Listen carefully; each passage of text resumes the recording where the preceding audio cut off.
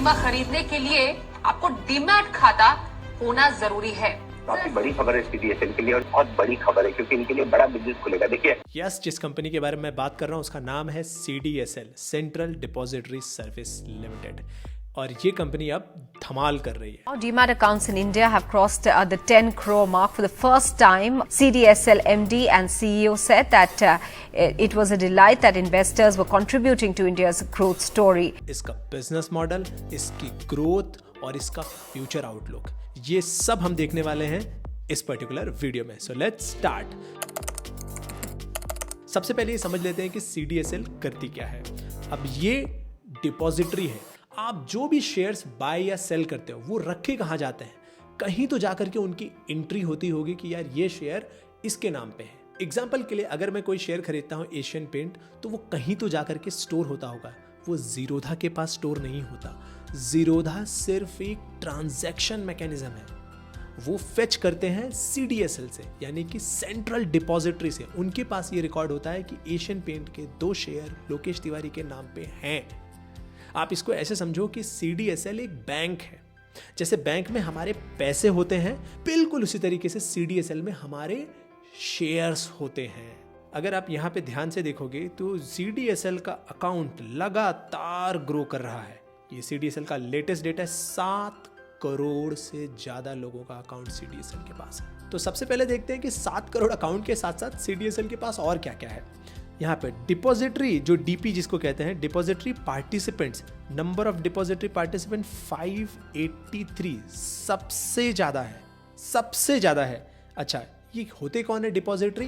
तो ये डिपॉजिटरी मतलब जैसे जीरोधा, 5 पैसा। अगर आप इनकी जाकर के लिस्ट भी यहाँ पे देखना चाहोगे, 5 पैसा, 4A सिक्योरिटीज, ऐसे बहुत सारे, मतलब जितने भी डिस्काउंट ब्रोकर हैं सब CDSL के पास जाते हैं। उसका रीजन ये है कि CDSL ने एग्रेसिवली डिस्काउंट ब्रोकर के लिए फैसिलिटीज प्रोवाइड करना शुरू किया, और इस वजह से सारे DPs इनके पास जाते हैं, और इन DPs को सालाना चार्ज देना पड़ता है। यस, ये इनका मेजर सोर्स ऑफ रेवेन्यू है। अब ये कहाँ से मालूम पड़ेगा?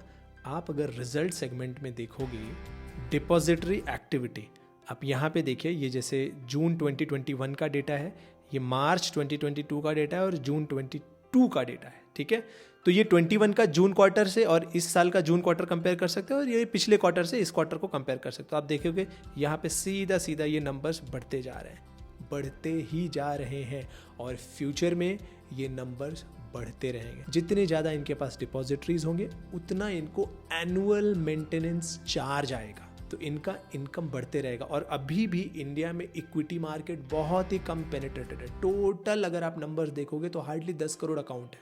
10 करोड़ में से 7 करोड़ CDSL के पास है, 3 करोड़ के आसपास लगभग NSDL के पास है। तो ये डुओपोली है। ऐसा भी नहीं है कि यहाँ पे बहुत सारे प्लेयर्स हैं, सिर्फ 2 ही प्लेयर हैं, NSDL और CDSL। उसमें CDSL अब बहुत बड़ा बन चुका है। और अगर आप एसेट वैल्यू के मामले में देखोगे, तो ये मैं विकिपीडिया पेज पे पढ़ रहा था, तो आप यहाँ पे देख सकते हो कि टोटल, ये CDSL का मैं बता रहा हूँ, CDSL का टोटल एसेट वैल्यू लगभग 37 ट्रिलियंस के आसपास है, टोटल एसेट वैल्यू। वहीं अगर आप NSDL देखोगे, यानी कि जो दूसरा प्लेयर है, वो यहाँ पे जो नंबर्स है, तो demat account now holds total asset of 4 trillion. तो CDSL के पास काफ़ी ज़्यादा है एज कंपेयर टू NSDL फिलहाल के लिए। और वैसे भी 2 ही प्लेयर हैं, अगर हाफ भी है तो भी कोई फर्क नहीं पड़ता, क्योंकि इस स्पेस में ऐसे नहीं है कि कल को कोई तीसरा प्लेयर आसानी से एंट्री करेगा, बहुत सारे बैरियर्स हैं। और दूसरी बात, अगर कोई एंट्री भी करता है तो जैसे जीरोधा है, वो जल्दी से अपनी डिपॉजिटरी को चेंज नहीं करेगा। जो भी डिस्काउंट ब्रोकर है वो आसानी से अपने डिपॉजिटरीज को ऐसे चेंज नहीं करते कि चलो ये नहीं आज वो कर ले। जैसे हमारा बैंक अकाउंट, हम ऐसे नहीं कि चलो यहाँ से रोज हर 6 महीने में बैंक अकाउंट चेंज करते हैं। सिम नहीं है, सिम कार्ड नहीं है। तो इनके पास बहुत बड़ा क्लाइंट बेस बन चुका है, और रेवेन्यू में वो सीधा ग्रोथ आपको दिखाई दे रहा है। ज़रा नंबर्स के मामले में, सेल्स के मामले में देख लेते हैं। तो ये 14,000 करोड़ की कंपनी है, 1400 का प्राइस चल रहा है, 50 के PE के आसपास ये कंपनी मिल रही है। रिजर्व 1000 करोड़ का है, कर्जा तो है ही नहीं, कुछ भी कर्जा नहीं है।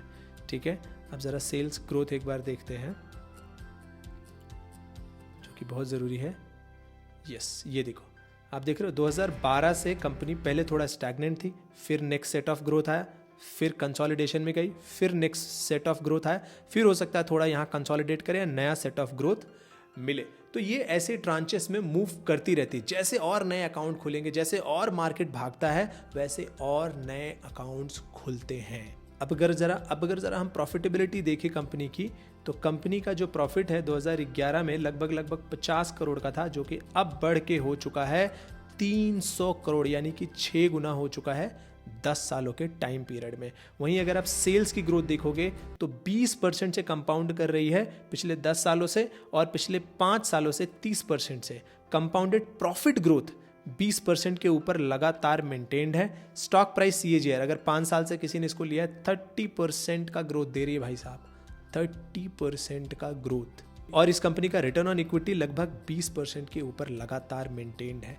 तो अगर कंपटीशन इतना हैवी नहीं है, सिर्फ 2 ही प्लेयर हैं, एंट्री बैरियर इतना ज़्यादा है, और ये ऐसे बिजनेस में है जहाँ पे क्लाइंट जल्दी छोड़ के जाते नहीं हैं, और चौथा, ट्रांजैक्शन से ज़्यादा इसका रेवेन्यू डिपॉजिटरीज से आता है, जो ये उनको चार्ज करता है।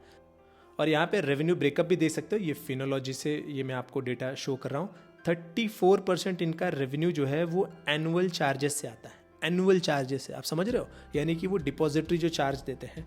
उसके बाद 20% सिर्फ ट्रांजैक्शन के। हमें कई बार लगता है ना बहुत ट्रांजैक्शन हो रहा है इसलिए इनको ज़्यादा फायदा होगा, अरे वो सिर्फ 20% है। मेनली एक बड़ा चंक तो इनका डायरेक्ट फिक्स्ड आना ही आना है। इसके अलावा और भी ट्रांजैक्शन है, जैसे कि IPO जो उसका डिस्ट्रीब्यूशन होता है वो CDSL के थ्रू होता है। इसके अलावा जब डिविडेंड हमें मिलता है वो भी CDSL के थ्रू होता है, CDSL को उसमें चार्ज दिया जाता है। तो ये बहुत सारी ऐसे इनके छोटे सेगमेंट्स हैं। तो ये वेल डाइवर्सिफाइड रेवेन्यू पोर्टफोलियो, ऐसा नहीं कि सिर्फ एक ही जगह सिर्फ चार्जेस के मामले में आ रहा है, कल को NSDL आकर के पीछे छोड़ सकता है। भाई साहब 2 ही कंपनियां हैं, डुओपोली हमेशा मचाते हैं। किसी अगर मार्केट बहुत बड़ा और सिर्फ 2 ही प्लेयर हो ना, वो दबा के प्राइसिंग बढ़ा सकते हैं। एग्जांपल मैं आपको बताता हूँ ना, जियो और एयरटेल। आप जियो और एयरटेल को आप देखो 2 ही बचे। वोडाफोन है मतलब फिर भी ठीक है, नाम मात्र का है अभी तो, बट ये दोनों अब प्राइसिंग भी बढ़ा रहे हैं, लगातार अपनी प्राइसिंग बढ़ाते जा रहे हैं, क्योंकि अब दोनों के पास कंट्रोल है। इंडिया जैसे बड़े मार्केट को कंट्रोल करने की पूरी क्षमता है। कल को और भी सेक्टर्स 101% पेपर से निकल के हम डीमटेरियलाइज यानी कि डिजिटाइज्ड होंगे। और उस पे ये जो सोने पे सुहागा नई न्यूज़ आ गई कि जितने भी इंश्योरेंस हैं उनका भी डीमटेरियलाइजेशन किया जाएगा।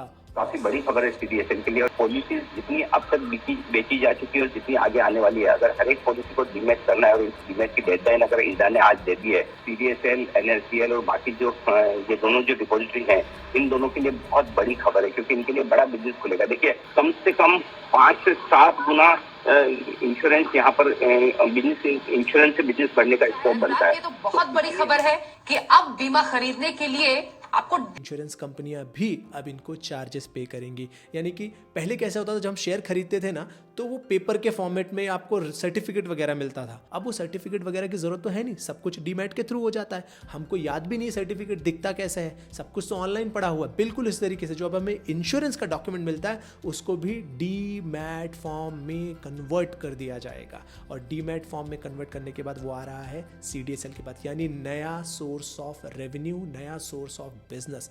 और ये इंश्योरेंस सेक्टर बहुत बड़ा है, यानी कि CDSL के लिए एक नया विंग मिल गया ग्रो करने के लिए। तो अगर आप डिजिटल इंडिया में बिलीव करते हो कि यस डिजिटल इंडिया आगे फ्यूचर है और इंडिया में बहुत सारा डिजिटाइजेशन होना अभी बाकी है, तो CDSL आपकी रडार पे ज़रूर रहना चाहिए। तो अगर आप इस कंपनी को कंसिडर कर रहे हो अपने पोर्टफोलियो के लिए, तो मेरे हिसाब से बहुत ही अच्छी कंपनी है। आपका व्यू मेरा व्यू कंप्लीटली डिफरेंट भी हो सकता है, विच इज़ परफेक्टली फाइन, क्योंकि मतभेद अच्छी बात है। तो आपका जो मत है कमेंट में लिखिए, लेकिन मनभेद नहीं होना चाहिए। सो मिलते हैं नेक्स्ट वीडियो में। थैंक यू सो मच, जय हिंद।